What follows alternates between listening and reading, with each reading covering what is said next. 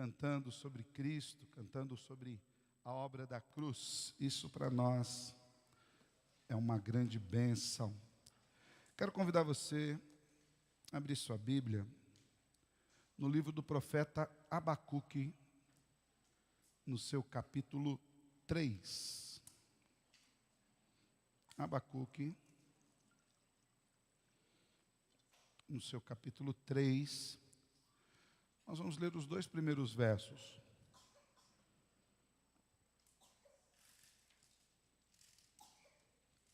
Abacuque, capítulo 3. Nós vamos ler os 2 primeiros versos para a nossa meditação. Em primeiro lugar, eu quero ler na Nova Almeida Atualizada. Você que está com a sua Bíblia, você pode acompanhar. Nós vamos também transmitir esse texto. Diz assim o texto das Escrituras. Oração do profeta Abacuque, sob a forma de canto. Senhor, tenho ouvido a tua fama e me sinto alarmado. Aviva a tua obra ao Senhor no decurso dos anos, e no decurso dos anos faze-a conhecida. Na tua ira, lembra-te da misericórdia. Até aqui. Quero convidar você a fechar os seus olhos um pouquinho. Nós vamos orar ao Senhor mais uma vez nessa noite. Pedir que o Senhor fale conosco, poder do seu Espírito Santo.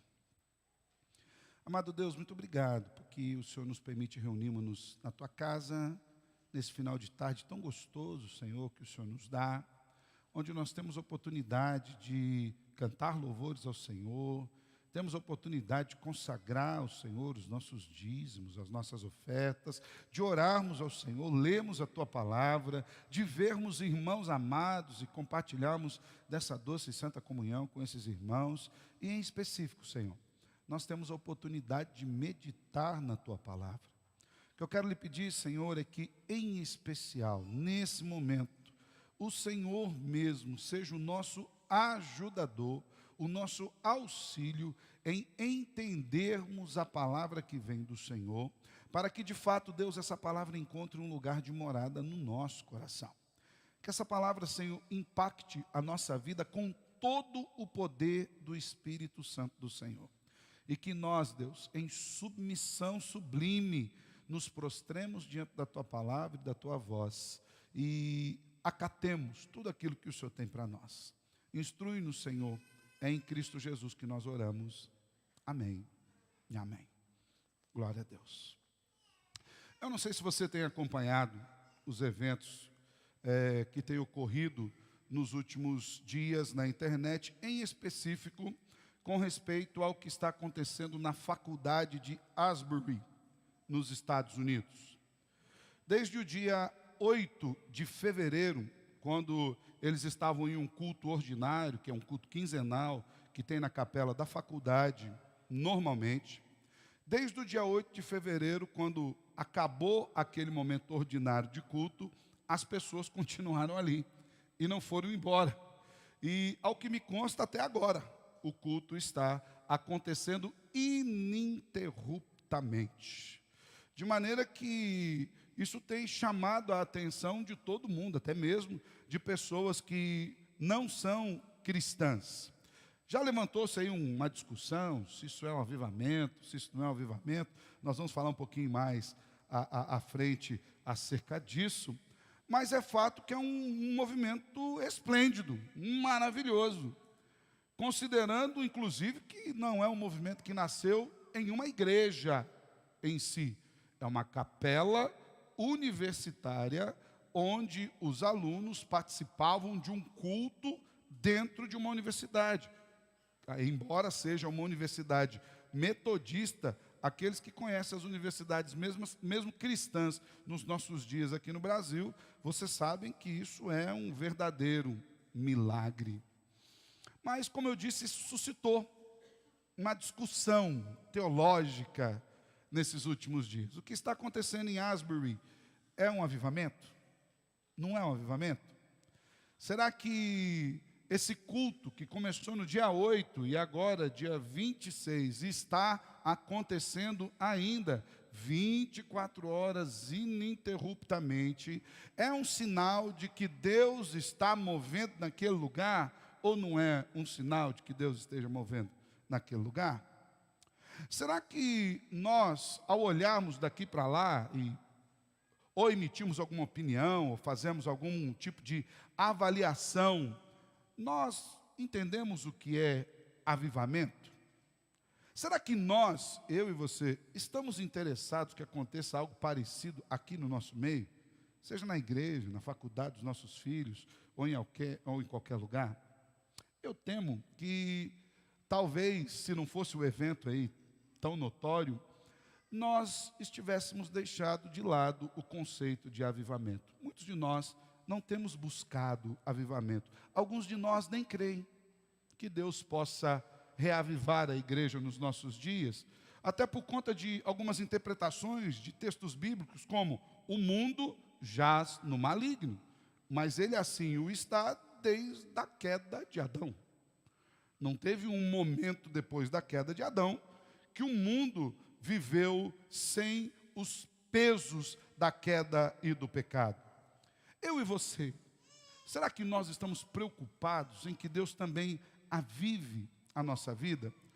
O pastor Elias Medeiros, que foi professor por muitos anos do seminário Reformed Theological, lá em Jackson, Mississippi, ele foi visitar aquele avivamento, ou aquele culto, e passou ali 3 dias.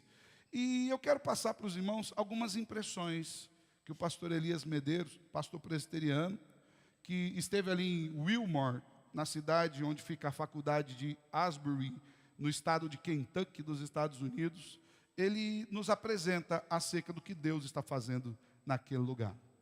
Segundo o pastor Elias Medeiros, está ocorrendo tudo com muita ordem, seriedade, verdade, amor cristão e decência. Nada de improviso. As letras dos hinos e dos louvores são cuidadosamente escolhidas. O acompanhamento musical não chama a atenção para os músicos nem para os instrumentos per si. Tudo muito simples, sem exageros. Piano, violão elétrico, flauta e mais um instrumento de percussão, que no caso dele ele não sabia qual era o nome.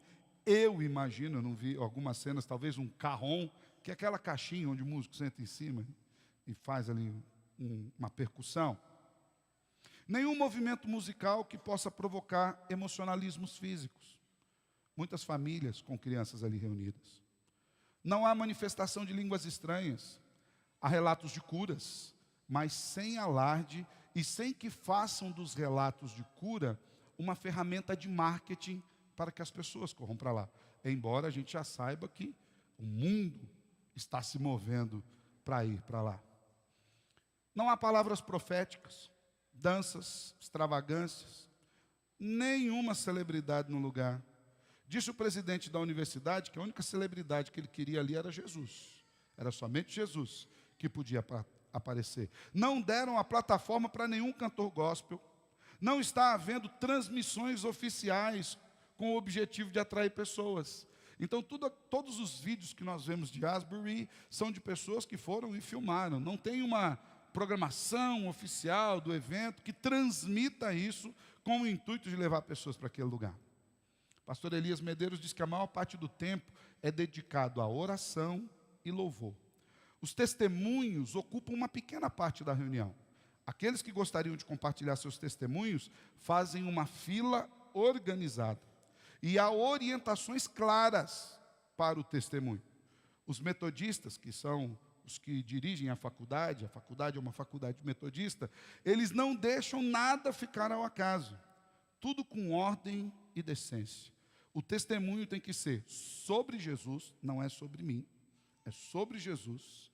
Tem que ser breve, tem que ser coerente, está relacionado com aquilo que está acontecendo naquele momento, e não é para pregar. Quem prega são os pastores que vão ali naquele lugar.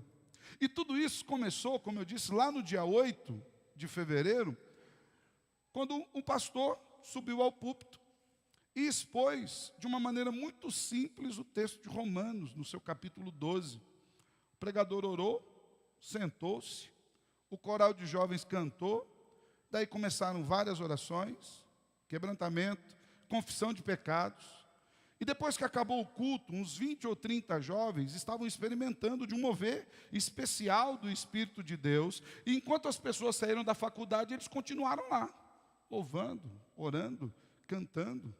As orações e louvores desse pequeno grupo aí de 20, 30 jovens, chamou a atenção dos líderes, dos diretores, e as pessoas correram para a capela, para se unir a esses jovens que estavam orando e cantando. Como diz o pastor Elias Medeiros, o resto da história ainda está para ser escrita. A gente está vivendo isso. Hoje são 18 dias ininterruptos de culto, né? Eu imagino que desespero seria para quem não aguenta ficar 2 horas, imagina. 18 dias. Louvor ininterrupto, oração, meditação, pregação na palavra. Ninguém pode afirmar ainda que aquilo é um movimento carismático, ou que seja um movimento pentecostal ou neopentecostal. Ninguém pode dizer que é um movimento presbiteriano, batista, anglicano, metodista, porque não há uma marca denominacional naquilo que está acontecendo naquele lugar. Pelo contrário, há um senso muito grande de unidade, sem ser uma uniformidade. São pessoas diferentes, que pensam diferentes, que inclusive têm perspectivas diferentes acerca da teologia, mas que estão reunidos todos no mesmo lugar por conta de Cristo Jesus. Diz que ali há notoriamente um senso de respeito e de um mover do Espírito Santo de Deus que somente o Espírito podia fazer. Diz mais aí do pastor Elias Medeiros, nas suas percepções quando ali esteve. Se você quiser saber mais sobre essas percepções, o pastor Elias Medeiros escreveu uma carta para o reverendo Augusto Nicodemos, falando de mais percepções, inclusive está na internet, de onde eu tirei essas percepções aqui do texto. Estava procurando algo para dizer sobre isso, fui procurar ali as percepções de quem ali estava. Ele diz que milhares de pessoas têm invadido a pequena cidade ali, com várias motivações e expectativas. Tem muita gente com pressuposições das mais diversas, crenças, teologias pessoais, práticas eclesiásticas das mais diferentes. Eu não sabia que a cidade tinha uma universidade tão importante assim, mas a cidade tem 6 mil habitantes. A cidade lá de onde está Wilbur, onde está a Universidade de Asbury. E durante esses dias ela chegou a ter um pico de mais de 30 mil pessoas naquele lugar.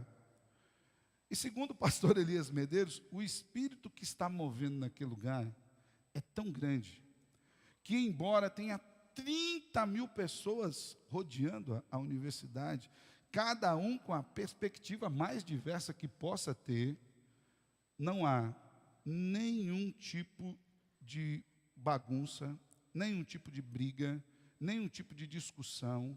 O espírito de união, respeito e amor tem tomado aquela multidão de maneira que só o Senhor pode fazer. Por fim, ele diz que em tudo aquilo que ele conseguiu ver ali, não há dúvidas de que aquilo que começou e foi observado depois daquele dia 8 e até os dias de hoje, não sabemos até onde vai, não pode ser obra de homem, da carne, muito menos do inimigo das nossas almas, como já vi alguns teólogos levantando aí, dizendo, isso é obra do inimigo, né? Inclusive contra a própria Bíblia, né? Dizendo que o inimigo não iria exaltar a Cristo. O inimigo iria apontar para algum tipo de confusão, nós veríamos algum líder emergente surgindo disso daí, alguma banda gospel importante. Ninguém. Quem que é o famoso que você ouviu falar de Asbury? Ninguém. Ele diz que é uma obra de Deus através do seu Espírito Santo, exaltando claramente a pessoa e a obra redentora de Cristo. Independente daquilo que tenha acontecido em Asbury, eu acredito que esse movimento ele precisa suscitar em nós algumas questões, pelo menos para que pensemos. Será que eu e você estamos interessados intencionalmente em que Deus nos avive?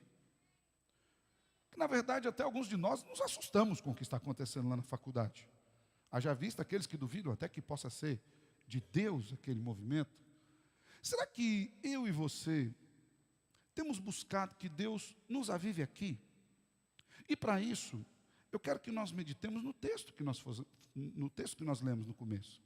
Porque o texto que nós lemos, ele nos fala de um desejo pessoal de um profeta chamado Abacuque, para que Deus operasse uma obra de avivamento no meio do seu povo.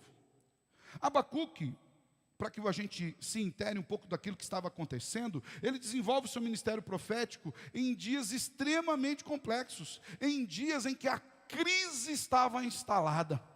O profeta sentia-se perturbado acerca da intensa impiedade do povo de Judá e estava preocupado com a aparente relutância de Deus em julgar seu povo.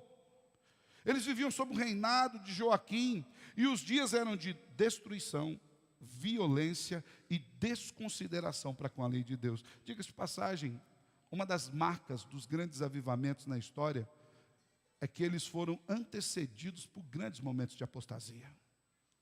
Grandes momentos onde as pessoas se afastaram de Deus. Grandes momentos onde as pessoas seguiam o curso do seu próprio querer. E Deus até os disciplinava, como estava acontecendo no tempo de Abacuque, falaremos um pouquinho mais à frente aqui. Mas desse monturo, Deus levantava com o seu Espírito Santo um grande movimento. Aqui, voltando-nos para Abacuque, Deus então responde ao profeta Abacuque, que estava orando desde o capítulo 1 do livro. Se você for ler na sua Bíblia, são 3 pequenos capítulos, você pode ler numa sentada. Não dá 15 minutos para você ler todo o livro de Abacuque.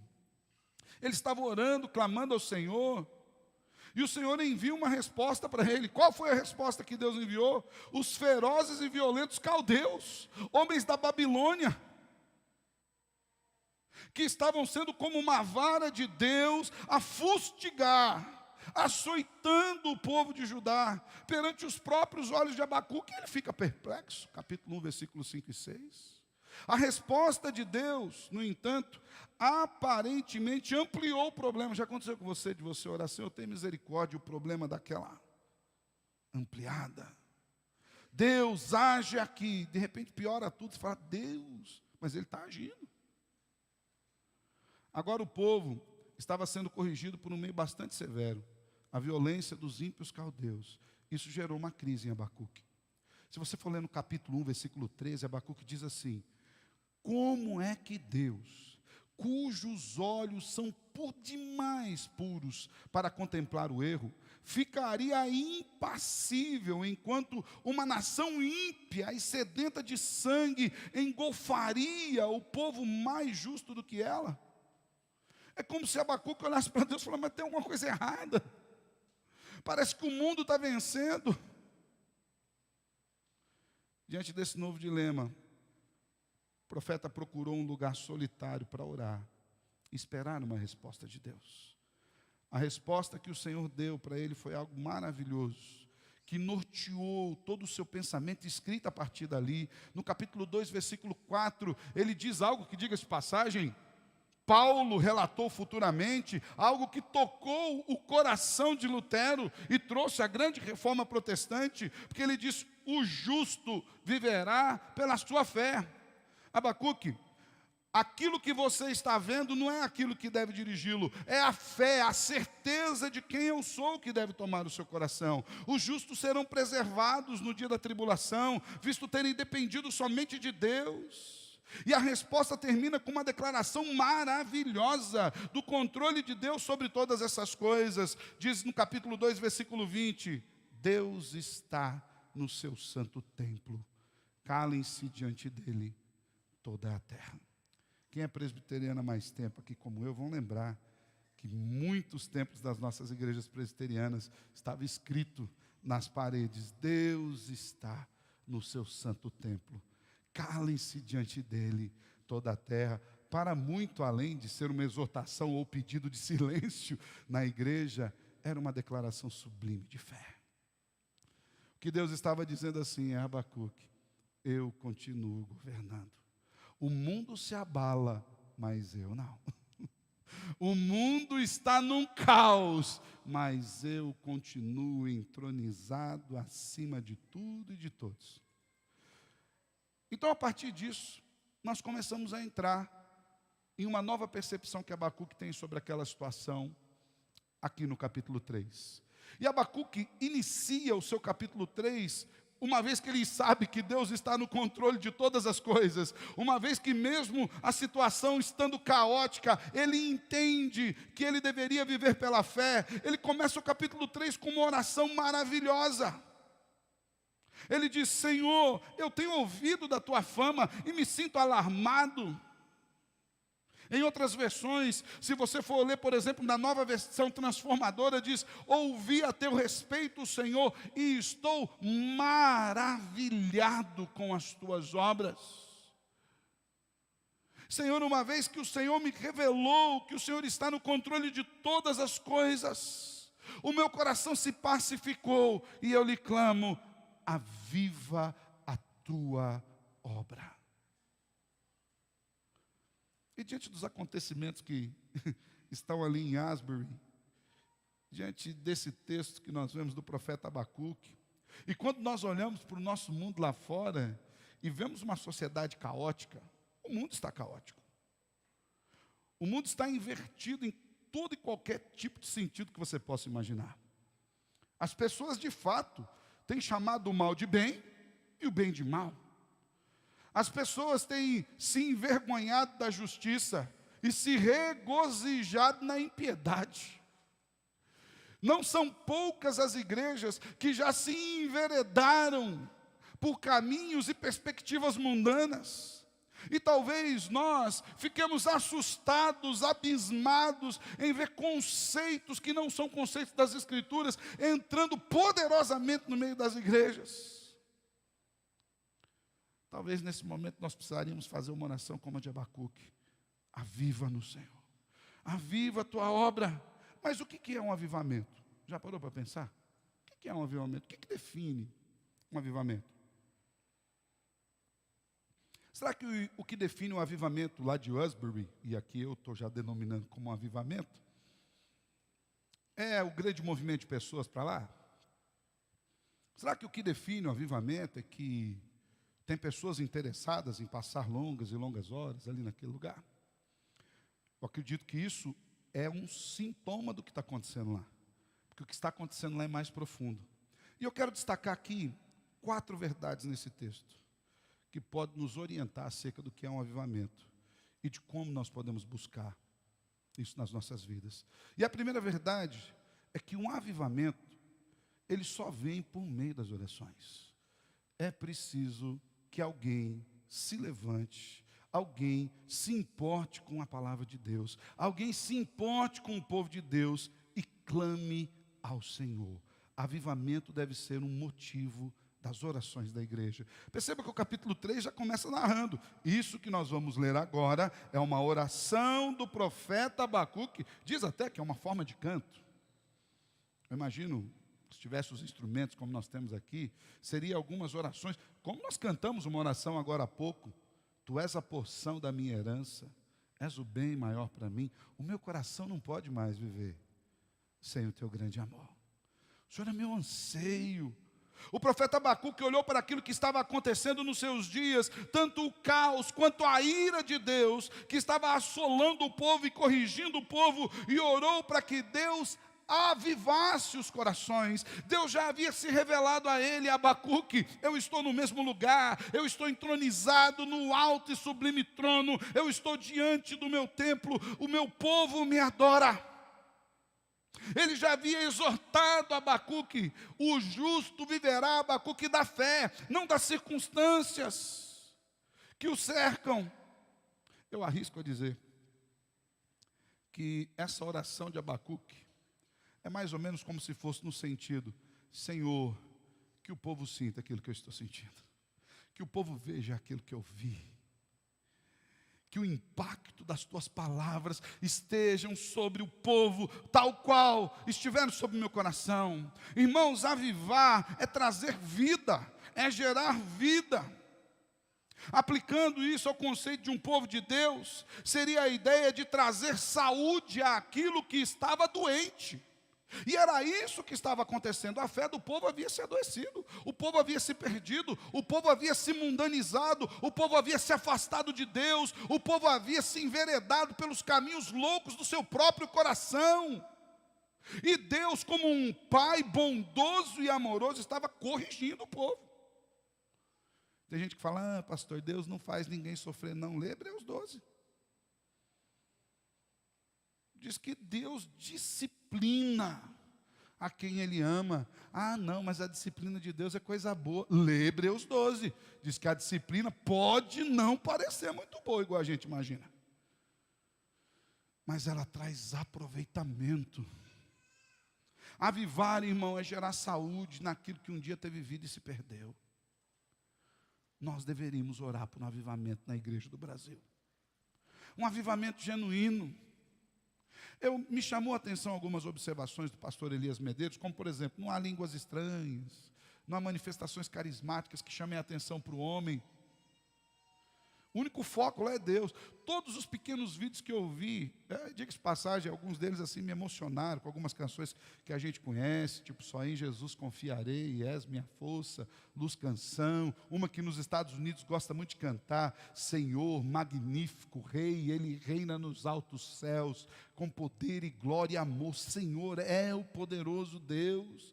E você via as pessoas cantando, exaltando a pessoa de Cristo, porque eles estavam sendo restaurados naquilo que é primordial.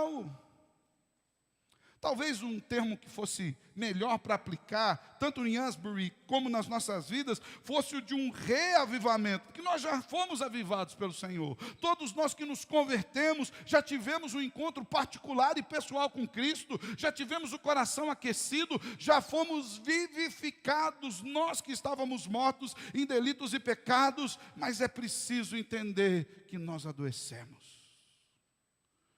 E às vezes a gente olha para o mundo, às vezes a gente olha para a igreja, a gente olha para qualquer lugar que não para Cristo, e o nosso coração se afasta dele.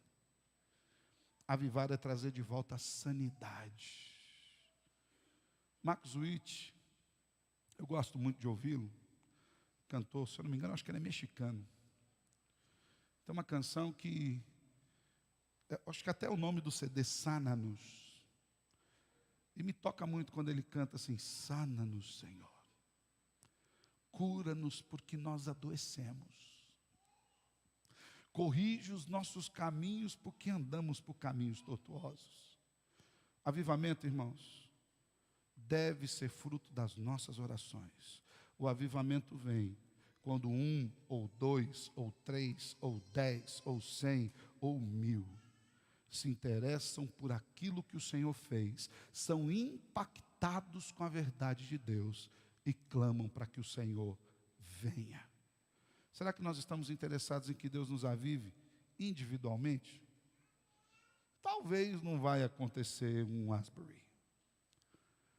Talvez nós acabemos esse culto aqui, a gente vai para casa mesmo, e os diáconos fechem a porta do templo. Mas lembra que aquilo que está acontecendo lá é sintoma de algo anterior. Será que nós estamos interessados que esse interior seja transformado em nós? Na nossa igreja, na nossa cidade. O avivamento deve ser o desejo de um coração fiel. E essa é a primeira verdade. Você encontra Abacuque orando, aviva-nos. A segunda verdade, irmão, sobre avivamento, é que avivamento é uma volta para a pessoa de Deus. O foco não está nas denominações, o foco não está no pastor, na banda, o foco não está no grande preletor, o foco não está no evento, o foco não está na propaganda, o foco não está nos milagres, o foco não está nos sinais, o foco não está nas manifestações extraordinárias, mas o foco está única e exclusivamente em Deus. Há relatos lá em Asbury que pessoas foram curadas. E alguns relatos me chamaram a atenção, porque elas foram curadas sem orar por isso. Elas foram naquele lugar adorar, bendizer a Deus. Quando elas saíram de lá, elas entraram lá com uma mazela e saíram de lá sem aquela mazela. E não houve alarde. Não tem propaganda. Nenhum pastor pregou uma faixa na porta da capela de Asbury dizendo, venham para cá, Deus está curando aqui. Bora para cá, traz os doentes. Deus está fazendo uma obra poderosa aqui. Porque o foco não é no sinal, mas é no Deus que faz sinais. Perceba que aqui no texto que nós lemos, as observações apontadas pelo profeta Abacuque levam ele a orar pelo avivamento. Ali no versículo 2 ainda, eu vou ler na Nova Versão Transformadora, diz: ouvi a teu respeito, Senhor, e eu estou maravilhado com as suas obras. Para que Abacuque clamasse por um avivamento, houve um maravilhamento interno do seu coração. É como se ele dissesse assim: Senhor, eu me reencantei contigo. Eu me lembro os dias da conversão. A Bíblia chama de dias de primeiro amor. Eu não sei se você lembra quando você se converteu. Geralmente, não é uma regra, mas geralmente a conversão ela é cercada de um momento de emoções mexidas. Poucos dias lá no acampamento de carnaval, nós tivemos uma surpresa de Deus ali, naquele lugar. O Senhor vem falando todos os dias, e na segunda-feira à noite, havia até sido preparado já uma gincana, a moçada ia brincar, se divertir e tal. E sem que ninguém falasse nada, acabou o culto não acabando. E o povo foi para um cobertinho que tem ali na frente de uma casa de chá. Lá é muito bonito, se você não conhece, vai lá no acampamento. E estava meio garoando, estava meio frio. Apareceram os violões, o pessoal começou a cantar, tocar, exaltar. Em vez do frio fazer com que as pessoas fossem por 4, trouxeram cadeiras e ficaram ali. Eu achei que eu tinha dormido 1h30, mas o Luquinhas falou para mim que foi às 2, e eu fiquei lá. Então eu fui dormir para lá das 2. Né? E quando eu acordei de manhã, tinha gente lá ainda, orando. Né? Até a gente brincou no nosso pequeno Usbury particular. Mas algo nos marcou. Porque o que houve ali? As pessoas se maravilharam com Cristo. Elas olharam para Jesus e o Senhor tocou nos seus corações. E o Senhor agiu no seu meio. Também quando nós olhamos aqui para o texto de Abacuque, no capítulo 2, agora na Nova Versão Internacional, você vai perceber que havia um desejo de que as obras de Deus se tornassem conhecidas. Abacuque não diz assim: Senhor, perpetua o meu ministério profético sobre Judá, no caso. A gente tem o costume de falar Israel aqui, é no reino de Judá. O que ele diz é o seguinte: eu tenho ouvido da tua fama, eu tremo diante dos teus feitos, realiza de novo na nossa época as mesmas coisas e faze-as conhecidas no nosso tempo. Senhor, faz a sua salvação conhecida nos nossos dias. Mostra-nos a sua santidade e dá-nos o desejo de sermos santos, porque tu és santo e porque é uma ordenança do Senhor. Que nós nos maravilhemos com isso.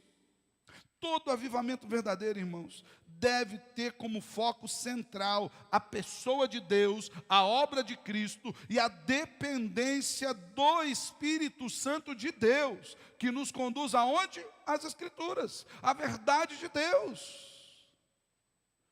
Nos desanuvia a mente, o coração, para que nós entendamos aquilo que não entendíamos. Eu lembro-me que eu era seminarista, então isso é 28 anos atrás. E houve uma aula de mestrado, onde teve um pastor que foi falar sobre Romanos.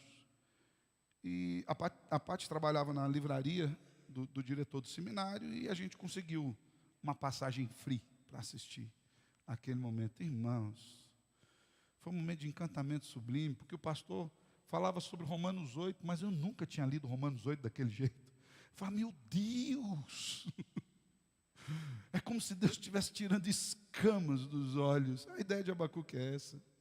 Eu fiquei maravilhado. Maravilha o teu povo, Senhor. Toca no coração do teu povo. Um avivamento que volta-se para Deus. É um avivamento cujo desejo é que Deus se revele a nós nos nossos dias. O foco não pode ser as experiências pessoais, não pode ser as emoções, não os sinais, as manifestações carismáticas, mas o foco tem que ser a pessoa e a obra de Cristo Jesus. Na história da humanidade, todos os movimentos verdadeiros de avivamento estão focados na obra de Cristo Jesus. Nós fomos estudar os grandes avivamentos na história, vou citar alguns para vocês aqui. Jonathan Edwards, por exemplo, 1703, 1758, que era um pastor congregacional. Jonathan Edwards, inclusive, ficou famoso pelo seu sermão Pecadores nas mãos de um Deus irado. Ele pregou várias vezes esse sermão, mas conta-se que em uma das vezes que ele pregava, quando ele falou do poder de Deus, da sua glória e do perigo do inferno, as pessoas se agarravam nas colunas da igreja e nos bancos com medo de que o inferno se abrisse ali e elas fossem engolidas por aquele lugar. John Wesley, grande avivalista, metodista, um homem que Deus usou para avivar todo o seu cenário, a sua história. Na verdade, o avivamento aconteceu na igreja anglicana da Inglaterra, depois que se tornou o movimento Wesley, assim como os luteranos. Lutero não formou a igreja luterana, Wesley não formou a igreja wesleyana. O que eles queriam é que as pessoas voltassem-se para Cristo e olhassem para Cristo. George Whitefield, 1714 a 1770, Charles Finney, um grande avivalista. E olha que interessante, Finney, Wesley, eles não eram pregadores tradicionais, pelo contrário, eles eram de movimentos, não eram pentecostais, não havia esse conceito naquela época, mas eles eram de uma teologia não reformada, por assim dizer, mas o foco deles era Cristo, eles apontavam para Jesus. Charles Spurgeon, o príncipe dos pregadores, uma vez foi questionado em um dos seus sermões: por que o senhor não faz nenhum apelo? O senhor prega bem para chuchu. O senhor pregou, eu fiquei assim, tocado com o seu sermão. Mas o senhor falha, porque o senhor não faz apelo nenhum. O senhor acende o fogo no coração das pessoas e depois não permite que as pessoas continuem a queimar. Spurgeon respondeu: se o fogo que acendeu foi acendido pelo Espírito de Deus, amanhã ainda está quente. Ela pode vir me procurar no meu gabinete, que a gente vai tratar sobre aquilo que Deus fez. Dwight Lyman Moody, grande avivalista. E o que dizer do grande movimento da Reforma Protestante, um avivamento que impactou as nossas vidas até o dia de hoje, impactou toda a igreja. Homens que se voltaram para a palavra. Todo avivamento genuíno não está focado em pessoas, mas em Deus. Uma terceira verdade é que o avivamento sempre traz consigo reconhecimento e abandono de pecados. Abacuque diz assim: na tua ira, lembra-te da misericórdia. Primeiro, ele reconhece que o povo estava em sofrimento por causa da ira corretiva de Deus. Deus estava castigando. Era Deus que estava açoitando. Abacuque fica apavorado, inclusive, porque Deus estava usando os caldeus. A ideia de caldeus, irmãos, é mais ou menos como se Deus usasse, deixa eu pensar aqui, um desses movimentos terríveis que nós temos aí fora, para corrigir a igreja. Você imagina o que é isso? Como se Deus usasse um desses movimentos sociais, desse mundo aí, esse mundo mau, para corrigir a igreja. Essa é a ideia. Os caldeus eram uns ímpios, muito ímpios. Abacuque diz: eu não entendo como é que o Senhor, que é um Deus tão puro, tão santo, que não contempla o pecado, deixa esse povo aqui. Mas, por outro lado, ele reconhecia que a correção de Deus era genuína. A ira de Deus tinha razão. Havia um reconhecimento de que tanto a ira quanto a correção eram justas. O apóstolo Paulo, em Romanos capítulo 3, versículo 4, diz: seja Deus verdadeiro e o homem mentiroso. Ou seja, um avivamento é aquilo que nos leva a reconhecer que somos pecadores. E que o simples fato de estarmos vivos hoje aqui é graça, porque Deus poderia nos fulminar. Não nos enganemos, irmãos, Deus não fica aí impactado com nossos louvores, ou com a nossa pregação, ou com a nossa oração. Deus não está impactado com Asbury, nós estamos, Deus não. Pelo contrário, Deus está impactando. Mas Deus não está no céu assim, uau, que top. Deus não está lá dizendo assim, meu Deus. Deus está movendo naquele lugar. Um avivamento verdadeiro não mexe com o coração de Deus, mas precisa mexer com o nosso, levando-nos ao arrependimento, ao abandono de pecados, a um desejo profundo de mudança de vida. Nessa perspectiva, Abacuque ora para que o Senhor tenha misericórdia. E esse termo ele é fundamental para que nós entendamos o aspecto de arrependimento de pecados. Porque Abacuque pede para que Deus, no meio da sua ira, que é justa e santa diante dos pecadores, haja com misericórdia, ou seja, coloque o seu coração bondoso, o seu coração amoroso, o seu coração perdoador, o seu coração abençoador nas misérias daquele povo. Que Deus fizesse aquilo que Oséias disse: o Senhor que fez a ferida é o Senhor que pode sarar. É o Senhor quem está açoitando, mas é o Senhor quem pode acalentar. Não é assim, quem é pai e mãe aqui sabe o que eu estou dizendo. Às vezes a gente precisa, lá de vez em quando, né? Precisa usar uma varinha. Eu lembro-me que o pastor Arão, uma vez, o Arão é uma figura maravilhosa. E uma vez o menino dele aprontou uma terrível no culto. E ele não ia dizer que ia bater na criança, né? Ele falou assim, olha, eu estou a ponto de atentar contra a sua integridade física.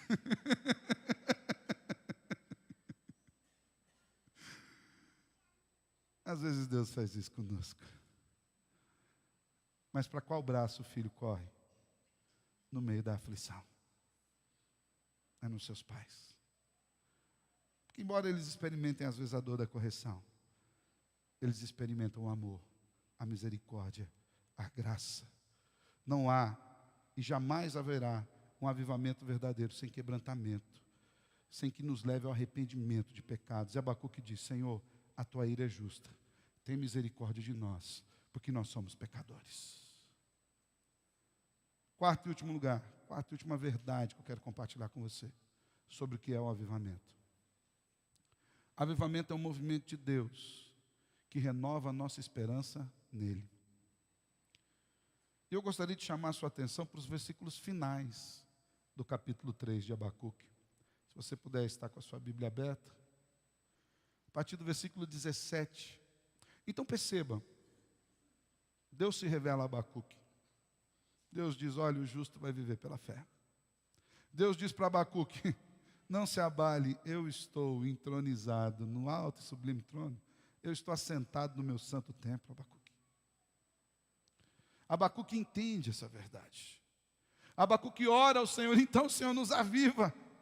Abacuque fica maravilhado com Deus e deseja que Deus se revele a todos. Abacuque reconhece os seus pecados e no final do capítulo 3, encerrando o livro, Abacuque fala que Deus é aquele que pode nos renovar a esperança. Ele diz assim, ainda que a figueira não floresça, nem haja fruto na vide, o produto da oliveira minta e os campos não produzam mantimento, as ovelhas sejam arrebatadas do aprisco e nos currais não haja gado. Todavia, eu me alegro no Senhor, exulto no Deus da minha salvação. O Senhor Deus é a minha fortaleza e faz os meus pés como os da coça e me faz andar altaneiramente. Você percebe o que Abacuque está dizendo aqui? Um avivamento genuíno, irmãos, renova a nossa esperança no Senhor. É como se Abacuque estivesse trazendo aqui uma conclusão para aquilo que Deus lhe revelara, dizendo o justo Abacuque vai viver pela fé. É como se ele estivesse dizendo assim, eu entendi e eu vou viver pela fé. O mundo pode desabar ao meu redor. Deus continua sendo Deus, o meu Senhor, a minha salvação, a minha fortaleza, aquele que me livra, aquele que cuida de mim em todas as circunstâncias. Todo avivamento genuíno renova as nossas esperanças. faz com que a gente mude o foco. E às vezes Deus age mesmo como agiu com os caldeus, que é para tirar a gente um pouco desse mundo. Irmão, se Deus não operar aí com as doenças, com os castigos, com as dores, com as adversidades, a gente não quer ir mais para o céu, não. Com tudo isso a gente já não quer.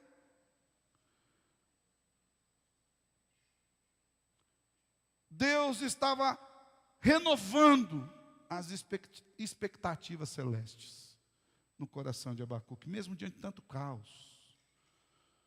Agora Abacuque mantinha o seu coração firme, porque ele conhecerá a Deus.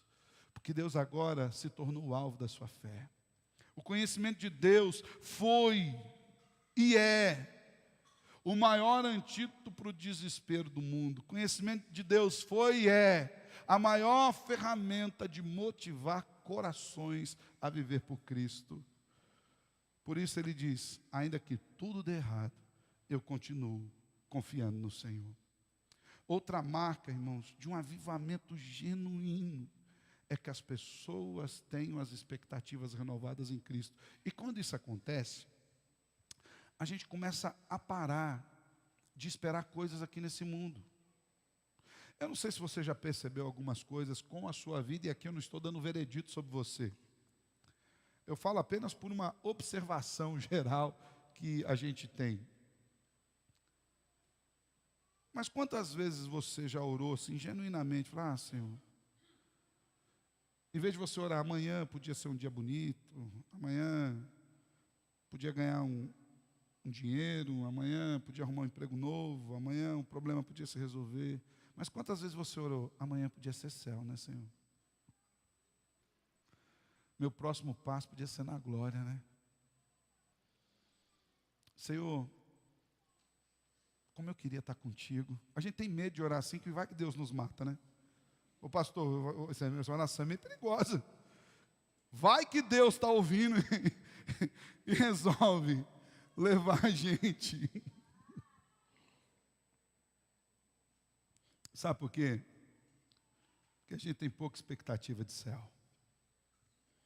Muito da nossa esperança ainda está calcada nas coisas daqui.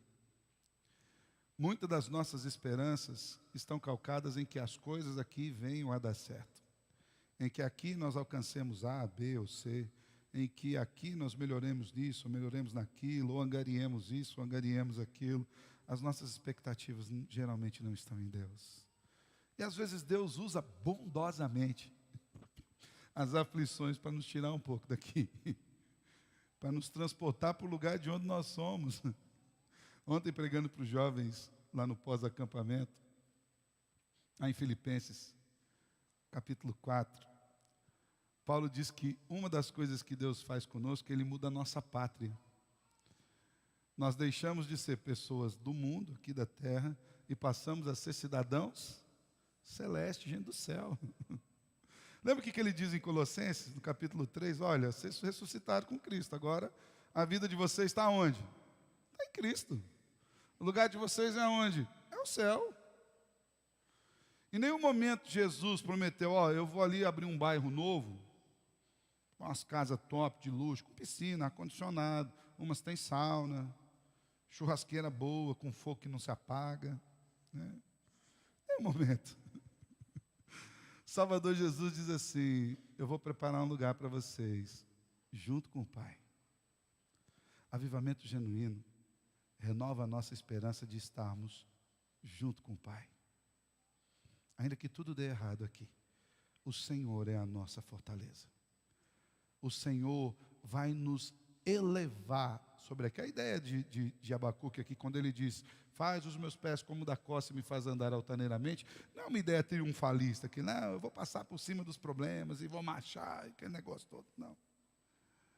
A ideia de Abacuque é que as suas esperanças não estavam em nada que pudesse acontecer aqui, de maneira que as coisas daqui não poderiam abalá-lo. A expectativa dele estava no céu, e essa é uma marca especial de todo avivamento. Um avivamento traz em nós expectativa do céu. Sabe por que lá em Asbury o pessoal fica lá reunido já 18 dias de culto?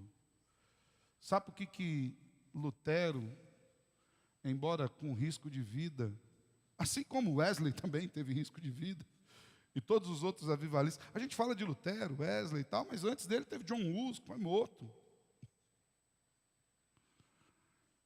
Sabe o que esses homens agora olhavam para Cristo e não estavam nem um pouco preocupados em perder a vida? Porque as suas expectativas foram mudadas. Seu coração foi mudado. Eles foram transformados. O Senhor avivara mais do que as coisas daqui, mas a sua esperança na glória eterna.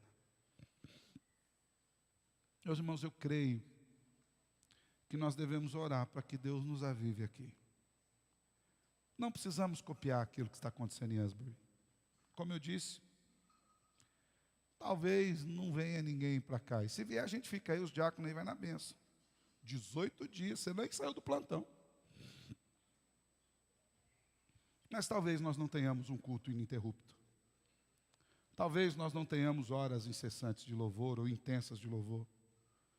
Talvez nós não atraiamos uma grande multidão para vir a nos visitar aqui.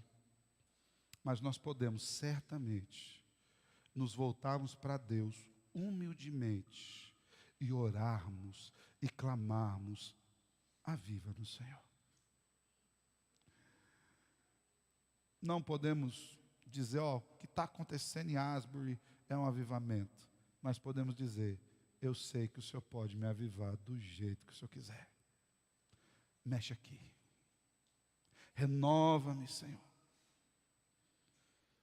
Você quer que Deus avive sua vida? Você quer que Deus avive a nossa igreja? Ore por isso. Intencionalmente, Abacuque orou com a intenção de que Deus agisse. Volte-se para a palavra de Deus, irmãos. Leia as Escrituras. Vai conhecer quem é Deus. Fique maravilhado com a revelação de Deus. Eu ouvi um termo esses dias que eu fiquei muito... Acho que foi até a Claudiane que me falou. E esses dias também não foi esses dias, agora foi uns dias mais atrás. Eu não sei onde eles estavam, que o irmão tinha ficado aleluiado. Eu achei muito bonito aquilo, né? Nos aleluia, Senhor.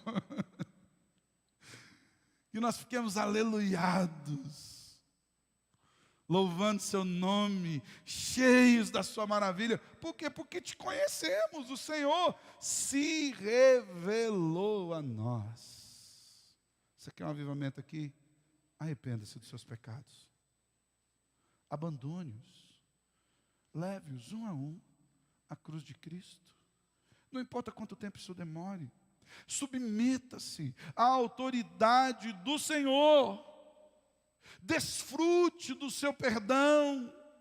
Receba da sua libertação. Vista-se das vestes brancas que o Cordeiro oferece gratuitamente. Entenda que a ira do Senhor é santa, perfeita e justa. E que Ele poderia nos consumir a qualquer instante. E deveríamos glorificá-lo por isso. Mas que Ele tenha agido conosco com tanta misericórdia, irmãos. Você consegue entender o quanto Deus tem sido bom com a gente? Você consegue entender o quanto Deus tem sido bom com a gente? Você quer um avivamento para a sua vida, para a nossa igreja? Renove a sua esperança em Cristo. Olhe para o Senhor e diga como nós cantamos agora há pouco, de maneira bem verdadeira, e não estou dizendo que você mentiu, mas talvez você possa ter cantado sem perceber. Ou melhor, nós vamos cantar ainda. É que eu vi na liturgia aqui, o que tenho a não ser tanto amor que o Senhor tem me dado. Que tudo que nós tenhamos é o Senhor. Que nós venhamos a nos perder nele, para sermos encontrados em Cristo. Você quer um avivamento sobre sua vida? Você quer um avivamento sobre a igreja? Vamos orar então ao Senhor, porque Ele pode fazê-lo. Obrigado, Jesus, que as suas obras são maravilhosas. Obrigado, Senhor, porque a Tua palavra é santa, doce, perfeita, e é ela quem nos revela quem o Senhor é. Nós precisamos de Ti, Senhor. Obrigado por aquilo que o Senhor tem feito ali em Asbury. Obrigado por aquele movimento na vida daqueles jovens, daquela faculdade.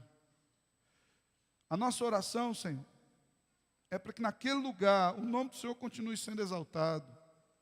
Que o Senhor livre os pés daquelas pessoas de tropeços e de escândalos. E que ali o Senhor mova do jeito que o Senhor quiser naqueles corações. Mas também queremos lhe pedir que o Senhor faça aqui. Não estamos atrás do movimento, Senhor. Ainda que o Senhor faça silenciosamente em nós, no nosso quarto. Ainda que o Senhor trate individualmente conosco. Aviva-nos, Senhor. Aviva a Tua igreja, Senhor. Dá-nos um despertar santo para andarmos de acordo com a Tua palavra. Reaviva as nossas motivações, Senhor, em Cristo. Para que nós, de fato, nos empenhamos em Te conhecer mais, em Te conhecer melhor, em Te servir de maneira que agrade o Seu nome. E leva-nos, Senhor, a reconhecer os nossos pecados e nos arrepender deles. Nos ajuda, Senhor. Porque sem Ti, de fato, nós não somos nada. Que o Senhor seja tudo em nós. Que nessa noite, Senhor, ainda que a gente saia daqui, acabe o culto e vá para casa, mas que a Tua palavra continue ardendo aqui no nosso coração. Como Spurgeon disse, se o fogo colocado em nós for do Senhor, amanhã, e depois de amanhã, e depois de amanhã, ele continuará ardendo, porque é uma chama santa, que ninguém pode apagar. Aviva no Senhor. Essa é a nossa oração nessa noite, em nome de Jesus.